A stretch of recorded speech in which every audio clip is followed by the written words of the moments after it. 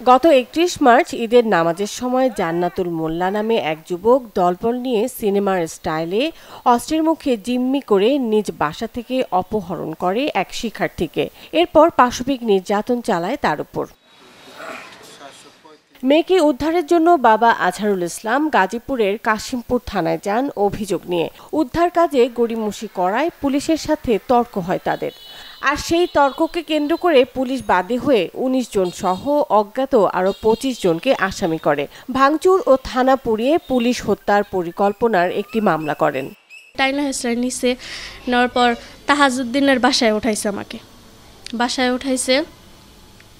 সেখানে তাহাজউদ্দিন জোর করে আমাকে একটা রুমে দিছে। তিনি নিজে বাহির থেকে দরজা লাগাই দিছে। তারা যে শারীরিকভাবে অত্যাচার করছে এটা একটা বিচার চাই। আমার মেয়ে আমার চোখের সামনে থেকে আমার নাবালক শিশু তুলে নিয়ে গেছে। আমার তো জ্ঞান নাই, আমি তো তখন পাগলের মতো প্রলাপ করছি। আমি কি করছি আমি নিজেও বলতে পারব না, মানে ওই দিন কী হয়েছে আমি নিজেও বলতে পারব না।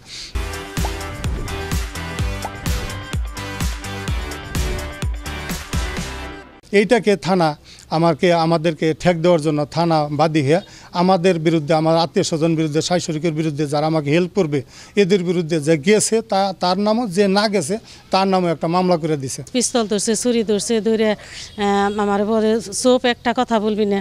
তার ৫-৬ জন রুমে ঢুকছে। আমার মেয়ে রুমে বসা ছিল, মেহেদি পড়তেছে। আমার মেয়েরে দুইজনে মুখ চাইপা ধরে হাতে ধরে চুলে হেঁচড়িয়ে বের করে নিয়ে গেছে। ওই শিক্ষার্থীর মা হেলেনা ইসলাম বাদী হয়ে মহানগরের বারেন্ডা এলাকার জান্নাতুল মোল্লাকে প্রধান আসামি করে ৫ জনের নামে অপহরণ ও ধর্ষণের মামলা করলেও আসামিরা অজ্ঞাত কারণে এখনো ধরাছোঁয়ার বাইরে। অথচ পুলিশের মামলায় জেল খাটতে হয়েছে ভুক্তভোগীদেরই। হ্যাঁচড়াইতে নিয়ে যাইতেছে। তা আমি দেহা চিনছি। তা আমি কইছি, এই কেরা তোমরা, ওরে কই নিয়ে যাও। এমনি করে কইছি, করার পরে কয় একটা কথা কবি না, আমার পিস্তল দেহে আমাদের লাত্তি দিয়ে ফালাই দিছে। থানায় গেছি আমরা বিচার চাইতে, ওসি সাহেব নাই, যে দায়িত্বে আছে, এই জেনে উনি দায়িত্বে আছে বর্তমান, উনি ডিউটি অফিসার, ওনার কাছে বিচার দিতাম, উনি বিচার আমাদের নিল না। এদিক সেদিক আমাকে কোনো বুঝ, আপনার বসেন কি ভালো মতো দুই কথা বললো না। থানা ভাঙচুর করতে থাকি আমরা, যদি থানার একটি ফুলের টপও শুয়ে থাকি তাদের প্রমাণ দেখাক। পুরা থানাতে এখন ডিজিটাল বাংলাদেশ, পুরা থানা এখন সিসি দ্বারা নিয়ন্ত্রিত, সিসি ক্যামেরা দ্বারা একটা ফুটেজ তারা দেখায় যে থানার, আমরা যারা ওখানে গেছিলাম তাদের থানার একটা ক্ষতি হয়েছে। আসামি না ধরে তাদেরকে আসামি বানায়, উল্টা তাদেরকে মামলা দিয়ে তাদেরকে হেনস্থা করে এবং জেলে নিতে আছে। শুনলাম ৪-৫ জন অলরেডি জেল খাইতেও আসছে, এরপর জামিনে আছে। এদিকে কাশিমপুর থানায় গিয়ে দেখা যায় ভাঙচুর তো দূরের কথা, দেয়ালে আঁচড়ও লাগেনি। এতে ফোনে কথা হয় মামলার বাদী এএসআই আজিজুর রহমানের সাথে।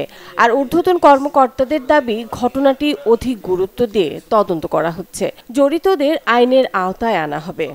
এর সাথে আমরা একমত না। আমাদের এখানে যে ঘটনাটা বিষয়বস্তুটা ঘটছে সেই প্রেক্ষিতে আমাদের সিনিয়র অফিসার, আমাদের ঊর্ধ্বতন কর্তৃপক্ষের আদেশের সবকিছু হয়েছে। মামলাটা থানায় ঠিক হামলা হয়েছে ঠিক ওই রকম বিষয়টা না, তবে যে ঘটনাটা ঘটেছে এটা একটু দুঃখজনক ঘটনা।